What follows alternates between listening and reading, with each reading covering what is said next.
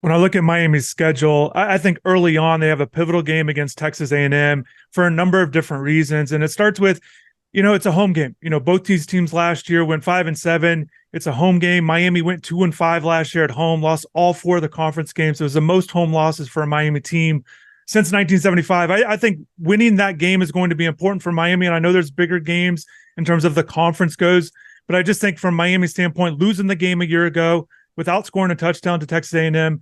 I think this game is going to be pivotal for Miami, just from a energy standpoint, from a fan standpoint, that things are going to be better after going 5-7 last year. And I think it's just going to be a pivotal game there, mid-afternoon there, that second week of the season.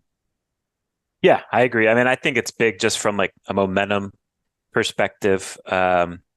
We've kind of seen how in recent years, decade now, once Miami loses kind of that key game, that key build-up game early in the season, they'd never really kind of get back on track like you would hope, living up to their potential. So, even last year, right? I think it was possible to maybe spin it positively as like, look, Miami went on the road in one of the toughest environments in the SEC, made it competitive, one score game. But really, with the benefit of hindsight, right, Miami never really built off of that performance. So you got to win these games. Like you said, both teams went 5-7 last year. Both teams looking to take a significant step forward this year, and Miami gets it at home. And I agree. I think it's a big, big game for momentum. You win that game, this team can start believing in themselves going into the ACC schedule. The over under on the win total 7.5. The way it's set right now, Miami was picked fifth in the ACC. They're going to play all four of those teams ahead of them, so they've got a chance to move up after last year's disappointing season that with the 11th best ACC record. David, just kind of simply, as you're looking at this schedule, is it more likely the Canes were over or underachieved this year? Yeah, so I think that line is perfect. I will say so the way I look at it is I think talent-wise, just raw talent, I think this is a 9-3 level team. Will they reach that level? To me, there's a lot of new moving parts that everything has to gel together here for that to happen. So I'm kind of leaning towards an 8-4 type of year, which I guess would narrowly be over. But no doubt, like you look at the ACC schedule, to me, there's like 5 games that kind of stand out, and they're all kind of grouped together in a lot of ways. So they go at UNC in mid-October, then they host Clemson. So that's a tough little back-to-back. And then in early November, you got a tough 3-game stretch with NC State, at Florida State. And let's just say hypothetically, you lose those 2 games. Culturally, is this team going to be able to get off the mat and fight against Louisville at home? Also, too, you would assume probably not going to be much fan support there at Hard Rock Stadium for a game like that if they drop those 2 games. So those are the 5 games. It's a 2-game stretch, 3-game stretch that I kind of have circled as like, okay, that's probably going to define whether or not Miami goes under or over that 7.5 win total. Just to answer the question, I think simply put, it's more likely Miami's going to underachieve. They've actually come under the win total each of the last 5 years of what they were projected to do, and that's across 3 different head coaches. So if you're talking about more likely or less likely, I would take the under on it. However, I will say this, and just looking at the schedule, it's a little bit with what you did, David, right there with the 5 games, but I'm looking at it like 6 games, a set of 6, 3-3. So the 6, you're assuming Miami's going to win all of these 6. So if you go 6-0 here, that puts you in a good position to just win a couple more. But they should win these games. Again, with what happened last year, the 7 losses, the loss to Middle Tennessee, essentially anything's on the table for this program. But the win should be Miami, Bethune, Temple, Georgia Tech, Virginia, and Boston College. That's 6 right there. That puts you in a good position just to put you in perspective of getting close to a lot easier to get over that 7.5 mark, to get to that 8, 9, 10, as you're alluded to there. The next group of 3, the way I kind of categorize this is more of like a tough but winnable group, and that's that Texas A&M game, as I referred to earlier, the Louisville game that you mentioned late, and then also at NC State. I think all 3 of those games will be tough, but they are winnable. The NC State, I think some people might be a little bit surprised as you see, Clemson, Florida State, North Carolina, top 3 teams in the ACC, and then 4 right there is NC State.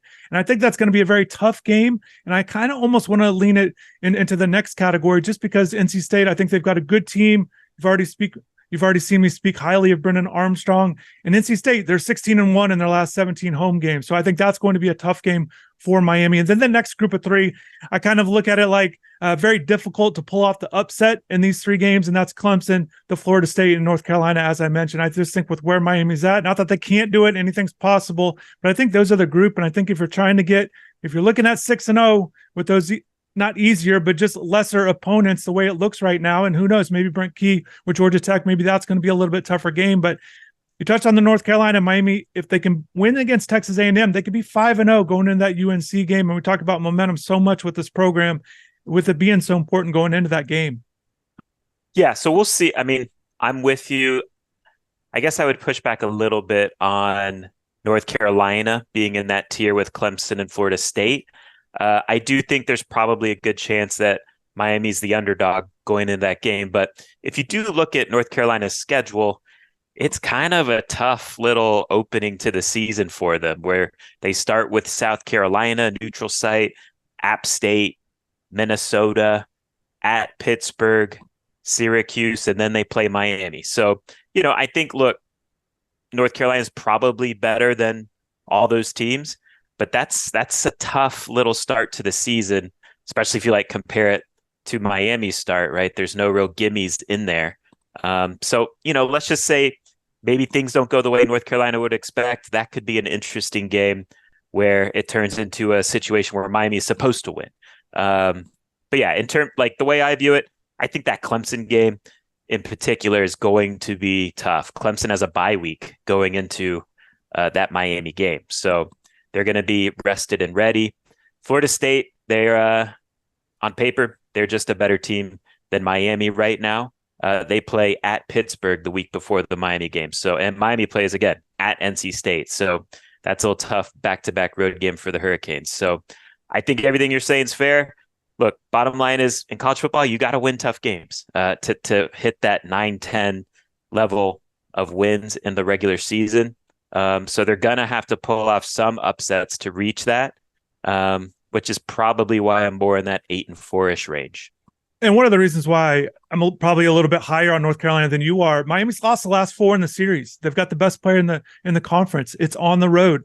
I think that's going to be tough. Again, Miami could be 5-0. I think that's obviously what you're targeting going into that game. And when I think about the schedule, I think that A&M game, but I think that North Carolina game is going to be pivotal for this team as well for this season.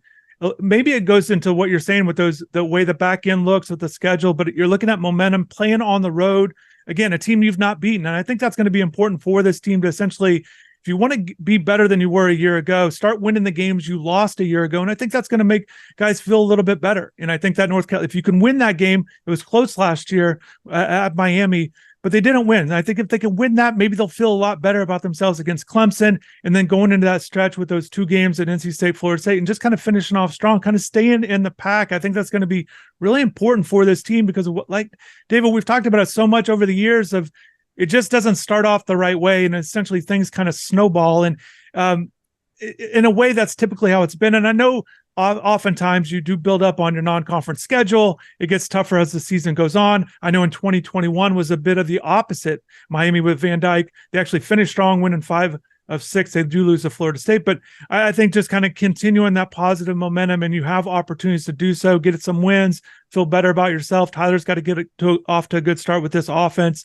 And I think defense, I think there's a lot of question marks in terms of what exactly we all have expectations for what the offense and defense will look like, but it's new coordinators. So we'll see a lot of new faces that we'll get into a little bit later, but the schedule is interesting. I thought it was interesting. Miami, I think they're getting the benefit of the doubt, getting picked 5th in the conference. That's ahead of 4 teams that they were below last year. And I know 3 of those teams are replacing starting quarterbacks. Duke, they bring back Riley Leonard. I think he's the 3rd best. I know you don't have Riley as high, but Duke's got a really tough schedule. They're going to play 7 of the top 8 ACC teams. They don't play Miami, and they also play Notre Dame. So Duke coming off that 9-win season, just it looks difficult with them with their schedule. But Miami does have some opportunities. There's no doubt about it with this upcoming season. Yeah, I think fifth is perfectly fair. I think of their schedule, and I would say of their in the ACC, I think Miami has the third most talent. Now, the issue for Miami of the past 15 plus years is, will they maximize that talent, or will they underperform? And so to me, that's the big issue that Mario faces from that cultural standpoint that he's trying to establish. I know culture talk makes a lot of people roll their eyes, but I do think it's an ingredient that's been missing on a consistent basis here in the program, fighting through adversity and tough situations in the schedule. So we'll see how they manage that in 2023.